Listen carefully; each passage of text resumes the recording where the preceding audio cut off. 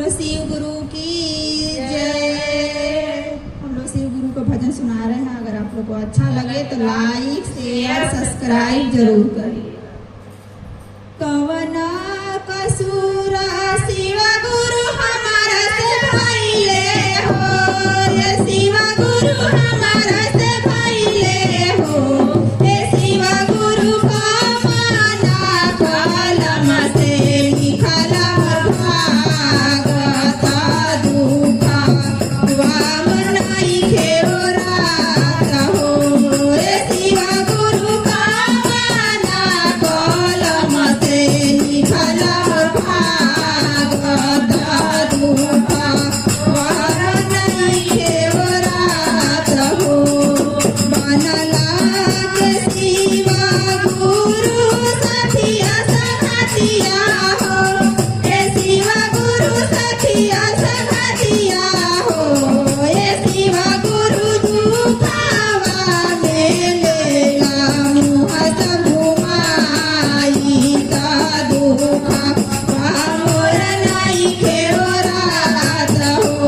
ये शिव गुरु दुखावा में लेला मुँह सब घुमाई ता दुखा मोर नइखे ओरात हो।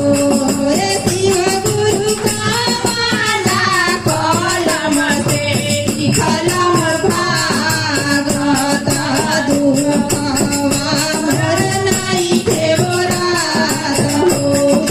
दुख में जनानी दुख में रानी गइली हो, ये शिव गुरु रानी गइली हो। ये शिव गुरु सुख के मारामा कबो न बुझाई रता दुख मोर नइखे ओरात हो।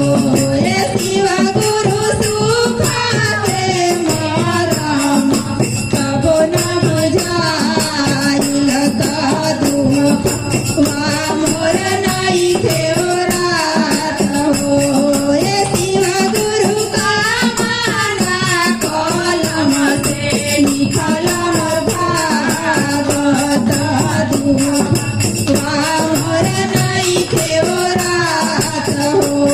ये शिव गुरु का माना कलम से लिखल भागवत दुख मोर नइखे ओरात हो। केकरा से पानी शिव गुरु दियावा के बतिया हो, ये शिव गुरु दुखवाला चरिया हो। ये शिव गुरु सूझू नाही बुझेला उपाया ता दुख मोर नइखे ओरात हो। ये शिव गुरु बुझू नाही बुझेला उपाया ता दुख मोर नइखे ओरात हो।